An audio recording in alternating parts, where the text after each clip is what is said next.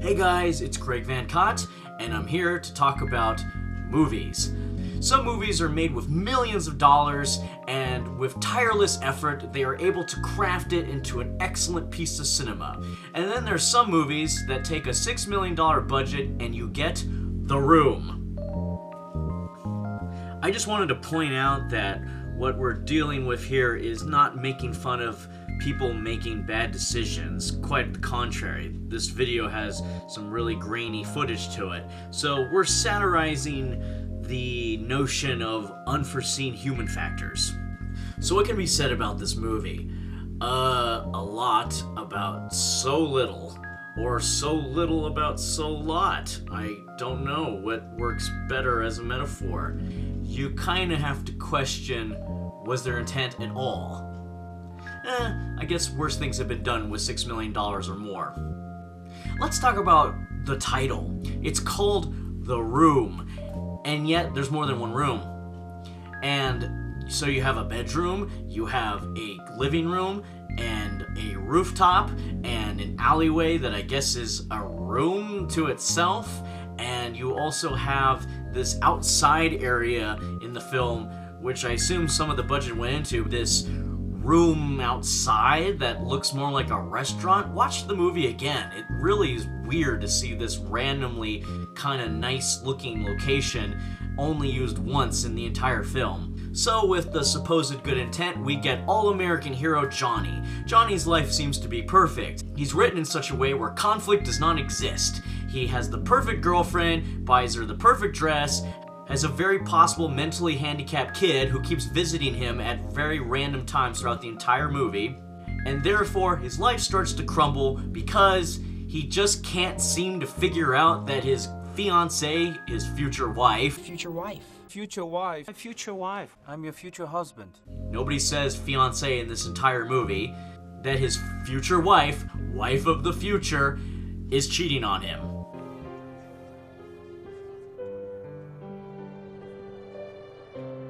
What are you doing? None of your business. When you strip away all the bullshit and you get right to the movie's basic story, it's really about a love triangle. And in this love triangle between Johnny, his best friend Mark, and this girl Lisa, we can't seem to understand as an audience why these people actually hang out with each other. They seem to be friends. They talk about random things, very random things that a screenwriter should never write about. Okay, alright, what do you want to talk about? What do you think I should do? I mean, why do you ask me? I'm sure. No, I'm not doing it this year. Chicken, Peter, you just a little chicken. Chip, chip, chip, chip, chip, chip, chip. Anyway, how is your sex life? Can't talk about it? Why not? Take your time. So the biggest technical issue with this movie is probably, most likely, the dialogue. The barbecue chicken was delicious as rice. That was cool. You guys prove my point. You're both weird. The dialogue has such wonderful examples, such as this marvel. Can I help you? Yeah, can I have a dozen red roses, please? Oh, hi, Johnny. I didn't know it was you. Here you go. That's me. How much is it? It'll be $18. Here you go. Keep the change. Hi, doggy. You're my favorite customer. Or this cinematic piece of beauty. We got a new client at the bank. We'll make a lot of money. What client? I cannot tell you. It's confidential. Oh, come on, why not? No, I can't. Or this wonderful icing on the cake. I used to know a girl. She had a dozen guys. One of them found out about it, beat her up so bad she ended up in a hospital on Guerrero Street. What a story, Mark. Or this bit of awesome sauce. I don't believe it. You don't understand anything, man. Leave your stupid comments in your pocket. Somehow it all translates to awesome sauce when you are with an audience laughing at everything this movie does. To the point where you're like, wait, what? To the point where you're just now utterly confused about your life. Do you understand what you're doing? How can you do this? You make me sick. Hey! Because Tommy Wiseau's first language is not English, it probably would have been a better idea had he not written this movie. But because this was about accomplishing your dreams and reaching some kind of notoriety for his work, he had to go the extra mile to do everything himself. That probably wasn't a very good decision. Maybe I know more than you think I do, Mark. Shit, alright? So Tommy Wiseau, George Lucas of The Room, makes a movie in which a love triangle is further complicated by lots and lots of utter random damnness. So it takes the focus away from the love triangle? Well, supporting characters. Let's meet Denny, a mentally handicapped kid who looks about 20, is in college, but acts like he's 12. It's actually pretty certain that he is in some way mentally handicapped because this guy doesn't seem to understand the concept of not being wanted. I'm going to take a nap. Can I go upstairs too? You look beautiful today. Can I kiss you? You are such a little brat. Just kidding.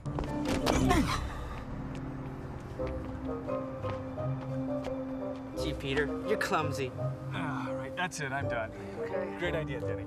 So what does this character do for the story? The most interesting thing that Denny does is that he gets involved in some kind of drug deal gone bad. We're asked what kind of drugs, we're asked how much money in drugs does he owe, and then we never see the scene again. Where's my fucking money, Danny? Put the gun down. My fucking money! Where's my fucking money, Danny? Wait till this guy, get on. Fucking dead, Danny! What was that scene in the movie? And it had nothing to do with anything. In good screenwriting, they call that planting. You plant and you do a payoff. But there's no payoff. Sneaky. Or stupid. Then there's the character of Peter. Shows up sometimes to speak psychology talk and then pisses people off, and then he leaves. He disappears from the story because the actor didn't want to have anything to do with the movie anymore, and is replaced by this motherfucker. What's going on here? Why are you doing this? When is the baby due? There is no baby. What? And that's all his purpose, is to say somebody's sloppy seconds. And last but not least, there is Chris R. He's just not Chris, he's Chris R. Hey, Denny. Chris R., I've been looking for you. And he's angry about the drug deal that isn't going to go anywhere because we'll never see him again. Well, they do say he's going to jail. What kind of money? I owe him some money. What kind of money? Everything is okay. He's gone. Everything is not okay. Denny, that is a dangerous man. Calm down. He's going to jail. Pretty much 5 minutes after fighting him. He must suck at Monopoly. So back to the semblance of a plot. Lisa says she's bored, and even though she has all the financial security in the world from Johnny's supposed job at the bank, we're never really explained what he does at the bank, except that he makes money and that he got passed on for a promotion. Therefore, this doesn't make Lisa sympathetic whatsoever toward Johnny. So Lisa is going to go and find Mark, who isn't shown together with Johnny till 38 minutes into this movie. So I'm gonna start something with Mark. This movie really tries really hard to be a softcore porn. I think that's what Tommy Wiseau was trying to do with this movie. He was trying to make it like one of those Skinemax movies, and it showed up on a scramble channel and you were trying to get a peek at what was going on. Except that, unfortunately, everything that we see in this movie isn't quite Hollywood caliber, healthy shapeliness.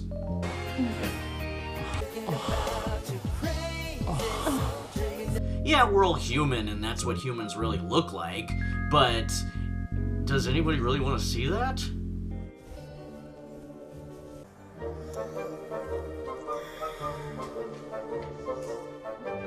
Add another sex scene to the foyer that is this pleasure palace of Johnny Rocket.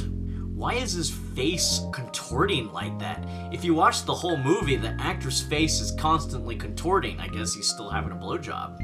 The fact that Johnny doesn't seem to realize that any of this is going on for so long in the movie, except for being annoyed, being drunk, and being slightly suspicious isn't enough to really make the conflict as strong as it could be. Was that really what this movie intended to be? The characters aren't moving the plot into darker, fiercer territory. People are repeating the same subjects over and over again. And then there's some subjects that they're not ever going to talk about ever again. I got the results of the test back. I definitely have breast cancer. Look, don't worry about it. Everything will be fine. They're curing lots of people every day.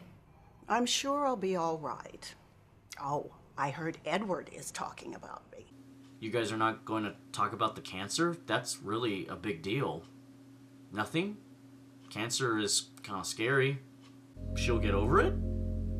There's one idea that this movie seems to drive home, and it's that people who are pretty ordinary, average looking seem to really fight for people that are very normal, average looking. See, if this movie was full of Hollywood beauties of both genders, the question would remain, why are you after somebody when you're so attractive? You could go after somebody else just as attractive. You have that capacity for better fish. Our suspension of disbelief is constantly interrupted by the fact that illogical situations keep popping up. We can't ever believe that that concept is completely an altruistic concept, because the movie is full of redandamness. I want to give her a second chance. After all, she's my future wife. You know what they say, love is blind. What the hell is that? You want some? It's good, bro. No, I don't smoke that stuff. Catch me, come on!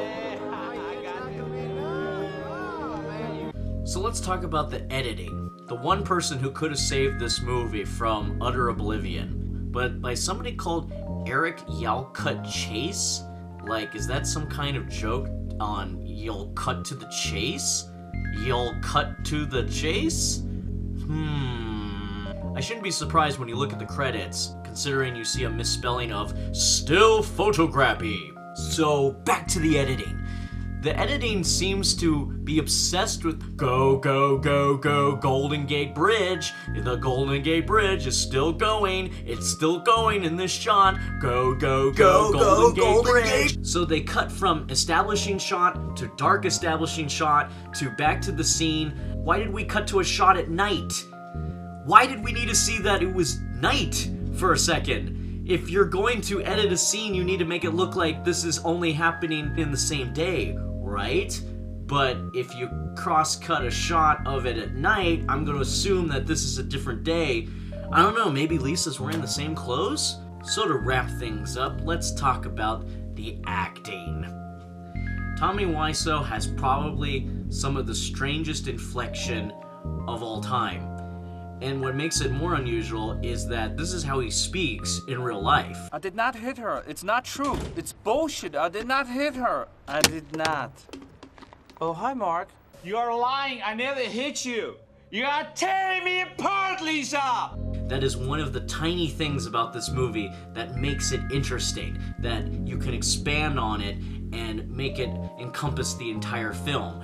Watching this guy's incredibly ridiculous delivery. And the fact that all these guys clearly met each other at acting school, but none of their training seems to come through on screen. So you get all these actor moments where people are being very dramatic, but instead of it pulling on our heartstrings, it's pulling on our skin, making us want to rip it off. I think the award for worst actor is not actually Tommy Wiseau, but the guy who randomly shows up.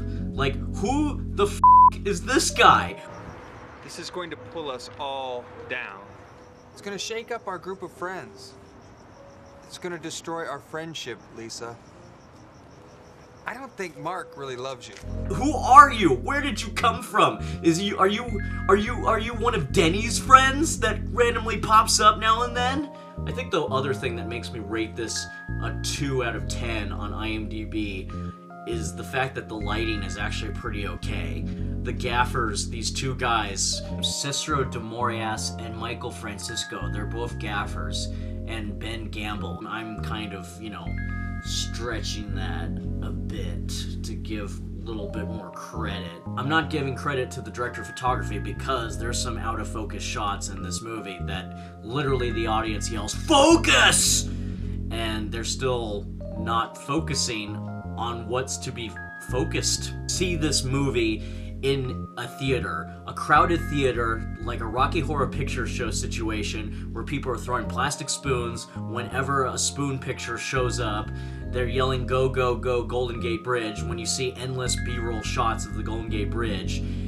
When people are repeating the lines that Tommy Wiseau is saying in the exact same inflection. "I hope you're tired and wasted when you watch this." When people are wondering why the subject keeps changing to these non sequitur situations, I think people are giving this movie the benefit of the doubt just because it's so fun to make fun of, and the fact that it's a very fun experience to watch it with people who are just in awe of it. Out of most of the no defense videos, you're probably going to be more interested in seeing this movie after you're done watching this video. You have been warned. You have been warned. This is Greg Van Cont, signing off. Enjoy The Room. Not to be confused with the Brie Larson, Jacob Tremblay movie. That movie is awesome. Awesome. Awesome. Awful. Awesome. Awful. Different spelling. You can come out now, Johnny. He's gone. In a few minutes, bitch.